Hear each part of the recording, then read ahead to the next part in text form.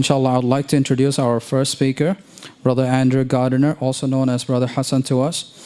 So about Brother Hasan, with 30 plus years of experience working in the Indigenous sector in Victoria and far north Queensland, as an Aboriginal man, Brother Andrew shares a strong understanding of Aboriginal culture and great belief in the principle of the Aboriginal Community Controlled Health sector, its workforce and its outcomes for the community.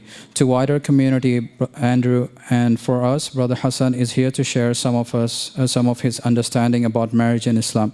With a huge round of applause, please help me welcome Brother Andrew Gardiner.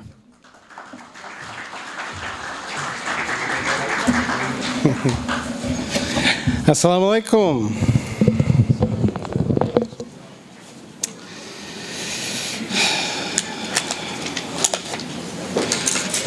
Alrighty. So, my name's Andrew Gardiner, Hasan.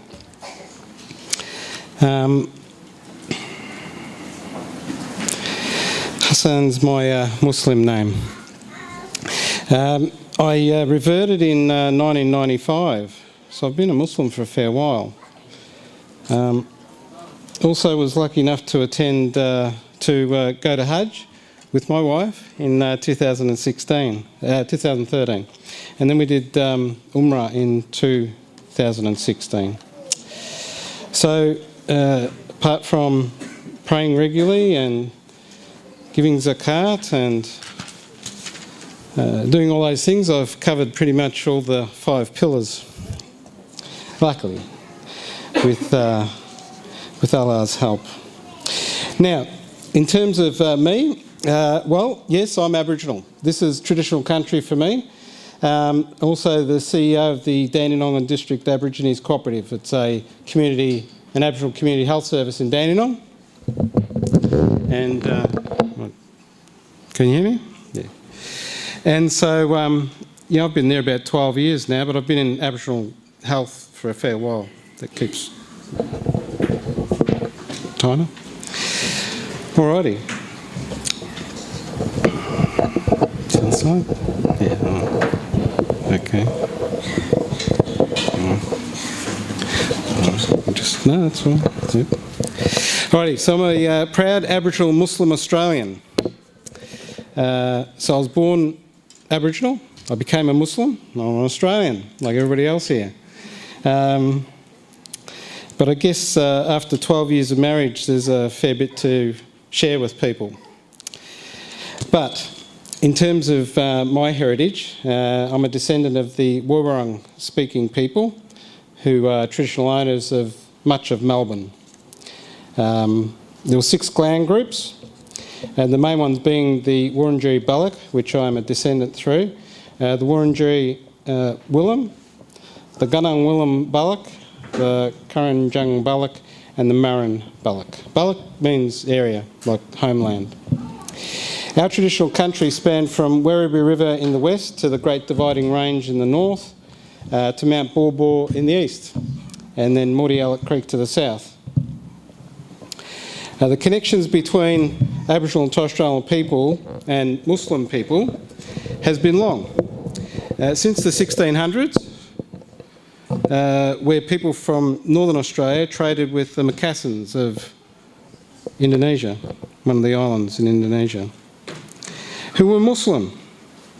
Then in the 1800s, when the Afghan Cameleers were brought to Australia, they landed at Robe in South Australia, and they helped open up the centre of the continent, transporting goods to outback settlements. They established inland roads and rail lines that are here today, from Adelaide to Alice Springs and then on to Darwin. They interacted with our people, treated them fairly and respectfully. Through intermarriage, songlines were established, and these continue to today.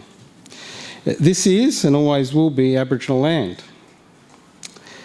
It was never ceded, in other words, was never given up. We care for country and always will. The land is like our mother, it gives us life. So if we take care of the land, it will take care of us. Caring and sharing is our way, so we share with you today in the spirit of Tandarum. Tandarum is a temporary sharing of the land. In today's terms, a temporary working visa, but not permanent residency. I would like to recognise the traditional custodians of the land, the Woiwurrung people, and pay respects to their elders, past, present and emerging, and other elders here today, who will be recognised shortly. And in the, I say welcome. And in the language of the Woiwurrung, I would like to say, Waminjika Yemen Kundibik Wurundjeri Balak, which means welcome to the land of the Wurundjeri people. Thank you. Did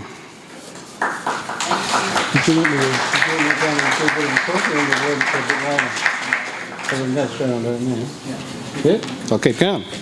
Rightio. Now, in terms of marriage issues, well, it's astonishing that we can't understand those critical things, which is all about communication. If we communicate better, we understand each other, and therefore we get along better. So when I first met my wife, I only saw her for about 3 hours. We had a bit of a chat. I was living in Cairns then. She was up visiting her brother. And then she came back to Melbourne. So we only talked on the phone between July 2005 to October 2005. And then when I came back to Melbourne, I kept sort of bothering her, and then her mum said, "Hey, you going to ask the question or what?" So I said, "Oh, I better ask her then." But the issue was about communication. We only saw each other for a couple of hours on the first occasion. So she didn't remember what I looked like when I came back to Melbourne, actually, so I must have made a great impression. But the clear thing is the development of the relationship, how you get to know somebody. It's not about saying, "Oh, what colour do you like and what music do you like?" It's about what do you believe in? What are the critical issues that you think of affecting Muslims in Australia? Or where do you live? And do you live with your family? Are they nearby? How many are those? And how much am I going to get impacted when I get back to Melbourne? Because she's got about 15,000 rellos. Yeah. Of course, when I used to ring up, all of her brothers would be there, and they'd all want to get on the phone and test the mettle. What are your intentions? What do you think? And all that sort of stuff. I guess her mum was probably one of my ardent critics at the start, but I think I've proven myself to her that I'm probably one of her favourite son-in-laws, I hope, inshallah. So, I always try to... we did one of these talks with an Islamic camp, Mount Eliza. There's a camp there, Camp Manya. So we did a bit of a talk with some of the young people there one time. We talked about, doing your list, a list of characteristics that you would like to see in your husband or in your wife. And so these are the things that we should be actually looking for, not who's the prettiest or who's the most handsome, because a lot of times if people look too good, they might not have the best personality. So having a strong iman, an established prayer, particular things that the girl should be looking for. Young men who present themselves with their parents to knock on the door of somebody to introduce themselves should be well dressed. You'd be surprised how many times young fellas turn up to the door.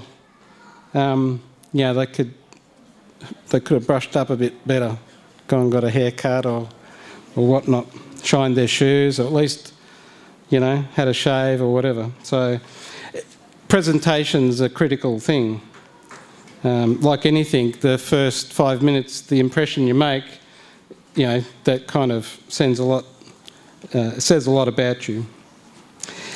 Generosity, honesty, caring, trustworthy. These are all good, solid characteristics, but you're not going to know that unless you have that on your list, that's what you're looking for. And the girls should be trying to test our temperament, see how quickly we get angry or raise our voice. But, we should be able to see how they treat their mother so we can get an idea about how they're going to be as a mother. So there's a whole range of different characteristics we need to look for. And so, once those other characteristics start coming out down the track, it's a bit late to try and want to change them. So you've got to try and change them beforehand, or make sure that if that's not what you're looking for, you move on. One of the critical things is about talking. Prepared to talk things through. If you've got a disagreement, have a conversation about it. If you get a bit angry, the men should go for a walk. Come back when you're a bit cool-headed and you sit down and have a bit of a chat. We don't talk that much. As men, we have a gas bag about different stuff, fishing and cars and what's going on in the world. But women, they like to talk things through, and we need to be able to listen. So listening is another skill we need to develop. I guess after that is, if you have a disagreement, it isn't... you've got to be prepared not to throw the towel in at the slightest sign of a disagreement. A lot of people do that. They get frustrated and walk away. Where they should... If that's the person you care about, you should treat them better. You should respect them better. Respect their opinion. Talk to them. I know I'm talking to the converted here. I can see a lot of faces going, oh, yeah, really, I knew that too. But at the end of the day, it's about how we practice. Now, everybody under 40 in the room probably need to really listen to this stuff, because it's what you need to know. So after all you go through all those different characteristics and they fit the bill, then it should be, well, she's not bad looking, or he's not bad looking. At least if you can get up in the morning and the person's somewhat attractive to you, that sort of helps your day to get started on the right foot. So as we know, marriage is half of our religion, so, Allah is very generous in his blessings towards us. So listening skills is a critical thing to practice. Practice giving. If both are giving, then obviously no one's actually taking and everybody's receiving. If you get one person that's giving a lot and the other person's just taking, then there's an imbalance. So if you're both prepared to contribute to the relationship, then it'll blossom. So again, it comes back to communication. How do you talk? How can we communicate better? Learn a language, use sign cards, whatever works for you. But it's about respecting. So just constantly raising your voice at a woman makes her fearful. Why should we do that if it's the person we care about? Control. All right, so there's a lot of issues going on about sort of men controlling the situation.